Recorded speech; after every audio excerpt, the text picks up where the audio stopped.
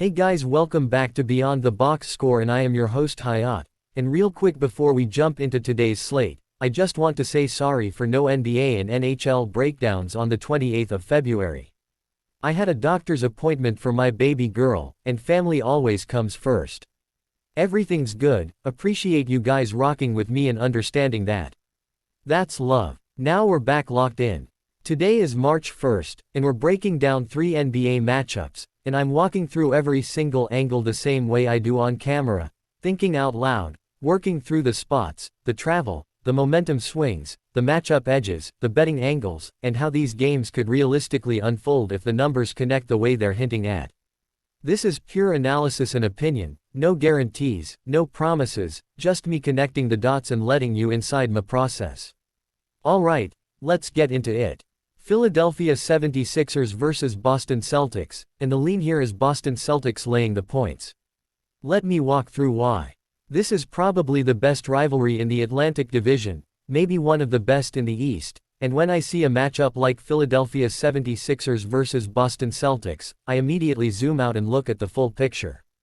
Boston Celtics are 39-20 on the year, second in the East at 39-20, and they're coming off a 148-111 win over Brooklyn. 148-111, that's not squeaking by, that's not surviving, that's beating a team like a drum left and right, and that's kind of the theme here. They're 3-4-2-4-1 against the number this season, which tells me they haven't just been winning, they've been rewarding backers.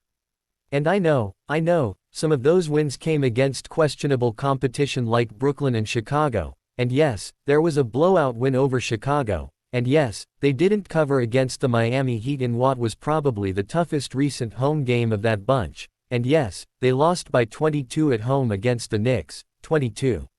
That's not a small slip. That's a wake-up call kind of number. But then I ask myself, what has the overall body of work been? 39-20. Second in the East at 39-20. 3-4-2-4-1 ATS. That's not accidental. Now flip it over to the Philadelphia 76ers.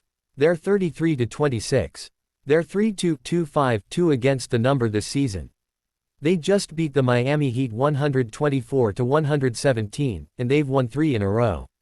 So I can't sit here and pretend they're limping in. They're not. 33-26 is respectable. 3-2-2-5-2 ATS says they've been competitive. And they're one of the best road teams in the NBA this season. That matters. They've also had a lot of success as a road favorite, which is interesting because that tells me this team is comfortable away from home. They don't shrink in those spots. But this isn't just any road game. This is Boston. This is a rivalry. This is a team sitting second in the East at 39-20. And then I get to the injury report, and this is where it starts to connect for me. The Philadelphia 76ers injury report is described as very shaky and wishy-washy, and that's not what I want when I'm considering backing a team against a 39-20 squad. Joel Embiid is still missing, still up and down with his ability to play or stay in the lineup. Paul George is dealing with suspension. Johni Broome is out with a meniscus tear in his knee. That's not minor. That's structural. And then Tyrese Maxey, he's the X factor. You have to check the injury report to confirm playing status. If he's not playing, that changes everything. Even if he is, you're still navigating Joel Embiid being out and Paul George suspended and Johni Broome out. VJ Edgecombe has been solid, but he's a rookie and inconsistent at times. So if this matchup plays out like Boston's depth and structure just grinding possession after possession, where is the reliable punch coming from on the Philadelphia 76ers side if Tyrese Maxey isn't at full go or if he's carrying too much? One path I see here is Philadelphia 76ers trying to lean into that 3-game win streak, trying to carry the momentum from that 124-117 win over Miami Heat, trying to prove that 33-26 and 3-2-2-5-2 ATS isn't just noise. But another path, and this is the one that sticks with me, is Boston Celtics at home, second in the East at 39-20, coming off 148-111 over Brooklyn, having already shown they can blow out teams like Chicago, having already responded from a 22-point home loss to the Knicks, and understanding that they're laying a big number for a reason. The betting information says Boston Celtics laying a big number. Boston Celtics favored, laying this many points for a reason. And I keep circling back to that. Books don't just hang a big number in a rivalry game between 39-20 and 33-26 teams without accounting for everything, including injuries, including depth, including matchup stability. If this turns into a grind, I trust the 39-20 team that's 3-4-2-4-1 ATS more than the 33-26 team that's missing Joel Embiid, missing Paul George due to suspension, missing Janai Broome with a meniscus tear, and relying heavily on Tyrese Maxey's status. If it turns into a track meet like 148-111, I trust Boston Celtics' offensive ceiling more. If it turns into a punch-for-punch rivalry game, I still look at second in the East at 39-20 and think that consistency shows up late. Yeah, Philadelphia 76ers have won 3 in a row. Yeah, they're one of the best road teams in the NBA this season. Yeah, they're 3-2-2-5-2 ATS. But the injury report being very shaky and wishy-washy against a 39-20 team that's been beating teams like a drum left and right. That's the separator for me. What connects for me is stability versus uncertainty. And in a spot where Boston Celtics are laying a big number, I'm not overthinking it. Okay, the lean here is Boston Celtics laying the points, and after walking through 39-20, 3-4-2-4-1, 148-111, 33-26, 3-2-2-5-2, the 3-game streak, the 22-point loss to the Knicks, the suspension, the meniscus tear, the missing Joel Embiid, the Tyrese Maxey uncertainty, yeah, that's why the lean sticks at Boston Celtics laying the points. Denver versus Minnesota, and the lean here is Denver, whether it's laying 2.5 or taking them on the money line. Let me walk through why. This is always a highly contested matchup, and I love spots like this because when both teams are 37-23 straight up on the year, I immediately start asking myself, okay, where's the separation? On paper, 37-23 and 37-23 looks identical. But then I dig a little deeper. Denver is 34-26 against the number. Minnesota is 25-35 against the number. That's not a small gap. That's a meaningful difference in how these teams perform relative to expectations. And when I see 34-26 ATS next to 25-35 ATS, I start thinking about trust. Who do I trust to meet the number when the line is tight? Because right now the current line is around 2.5 with Denver. Around 2.5. That's basically asking, do you trust Denver to win by a bucket, maybe 2 possessions? Or do you trust Minnesota stepping into an underdog role they haven't been in much? Let's rewind for a second. Denver just fell short against Oklahoma City 127-121. That game needed overtime. They went into OKC, almost got the win there, needed extra basketball, and eventually just ran out of gas. 127-121 in overtime on the road against Oklahoma City. I don't downgrade that performance much. If this matchup plays out like that one did, tight, emotional, physical, Denver has already shown they can hang in those environments. And now they're back home, and Denver plays really well on their home floor. That matters to me a lot. Now Minnesota, they won against the Clippers 94-88. They've won 5 of 6. That sounds good, right? 5 of 6. Momentum. But they've failed to cover 4 in a row. That's where I pause. Winning games and covering numbers are 2 different conversations. They're 25-35 against the number. That's a team that has not consistently met market expectations. And now they're in this exclusive role as an underdog, which we're not used to seeing this season. They've only been an underdog a handful of times. As a dog, they're 6-6 against the number. So basically break even. And they're losing by an average of around 2 points per game as an underdog. Around 2. So if the line is around 2.5 with Denver, you're right in that range where 1 possession swings everything.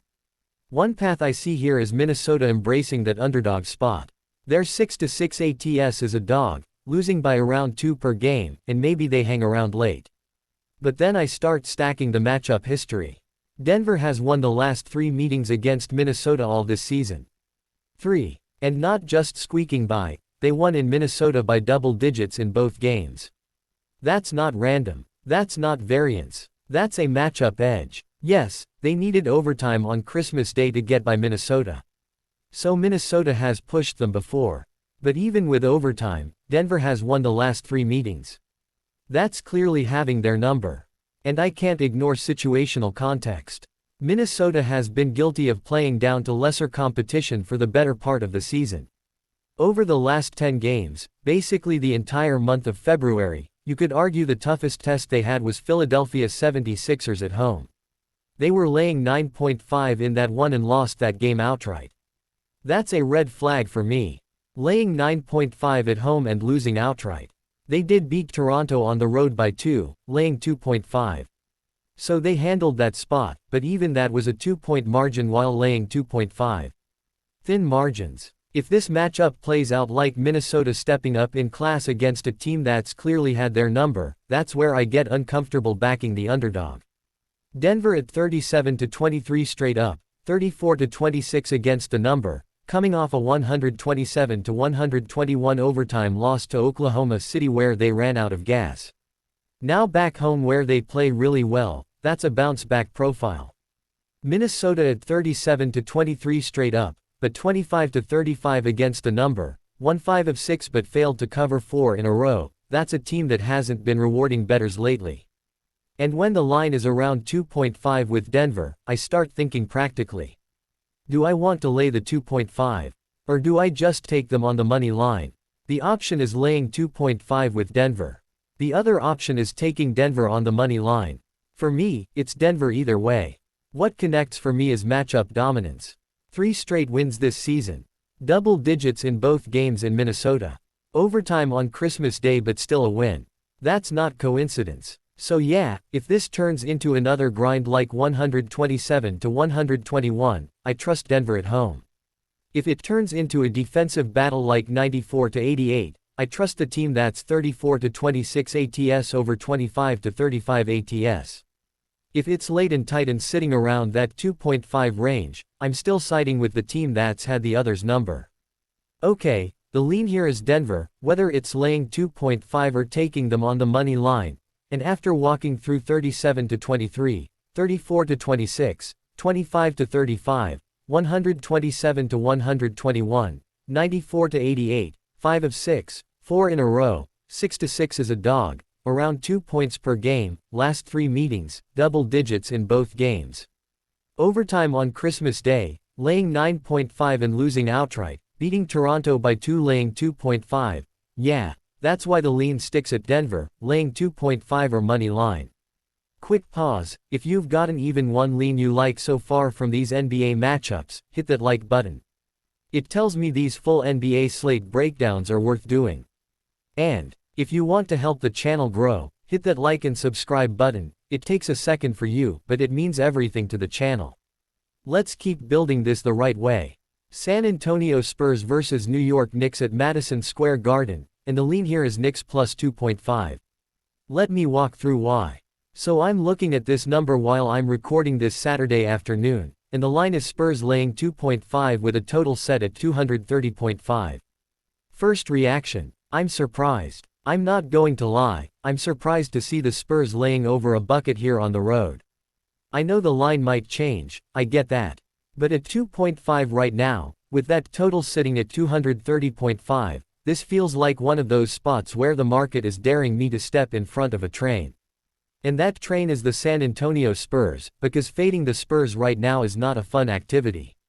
It just isn't. Let's talk about form. My website only goes back 10 games, and it shows they've won 10 straight. 10 straight. And when I dig a little deeper, the last time the Spurs lost a game was back on January 31st. So we're going on damn near a month since the Spurs lost. They were undefeated in the month of February. Undefeated. That's wild. This team is playing out of their minds right now. So if this matchup plays out like the last 10 games have for San Antonio, if it plays out like February where they just refuse to lose, then stepping in front of that with Knicks plus 2.5 could feel uncomfortable real fast. And here's the part that messes with me. There was a game very similar to this not so long ago. Spurs going into Detroit to play the Pistons. I took the Pistons at home in that spot. Exact same kind of thinking. Home team, value, maybe the streak ends. And what happened? Spurs won that Detroit game. After that Pistons game, I told myself I don't know if I can fade the Spurs anymore, at least in the near future. I don't know if I can fade them until they show me something different. That's real. That's honest. So I'm sitting here saying Knicks plus 2.5, but I'm fully aware I'm stepping in front of a team that's won 10 straight, hasn't lost since January 31st, and went undefeated in February. But then I zoom out and look at the other side. This game is being played at Madison Square Garden, and the Knicks have been dominant at home this season. 22-8 straight up this season at home. 22-8 is not fluky. That's a building where they've protected their floor. So if this matchup plays out like most Knicks home games have, where they control tempo, where the crowd matters, where the 22-8 straight up record shows up, then getting Knicks plus 2.5 feels like value. Especially when you're telling me Spurs are laying 2.5 on the road. Over a bucket. On the road. Against a 22-8 straight up home team. One path I see here is Spurs keep rolling, 10 straight turns into 11 straight, undefeated February extends into early March, and I'm sitting there thinking I should have listened to myself about not fading them. But another path I see is regression. It's hard to win 10 straight in this league. It's hard to go a full month undefeated. At some point, the market inflates you. At some point, you start laying 2.5 on the road in spots where maybe you shouldn't be. And that's where I start to lean Knicks plus 2.5. The total at 230.5 is interesting too, because if this becomes that primetime 1 o'clock game, emotional, a little tighter than expected, that 230.5 might feel high. But I'm not touching the total here. For me, it's about the side. And I'll be honest, I don't even know if I'm going to get to the window on this one. I may just bet it because it's a primetime 1 o'clock game.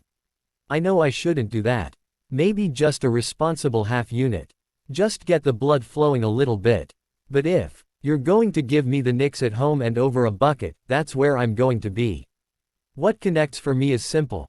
22-8 straight up at Madison Square Garden versus a road team laying 2.5 that hasn't lost since January 31st and went undefeated in February with 10 straight wins. Something has to give. And if this matchup plays out like a classic Garden game, tight, physical, crowd engaged, I like being on the side catching the points. Even if it's just 2.5. Even if it's just over a bucket. Okay, the lean here is Knicks plus 2.5, and after walking through 2.5, 230.5, 10 straight, January 31st, undefeated in February, 22-8 straight up at home, the Detroit game, the primetime 1 o'clock spot, maybe a half unit, yeah, that's why the lean sticks at Knicks plus 2.5. Alright, that wraps it up for all 3 NBA matchups on March 1st. As always, this was analysis and opinion only, nothing guaranteed, just me working through how these games could play out if the situations connect the way they're lining up on paper.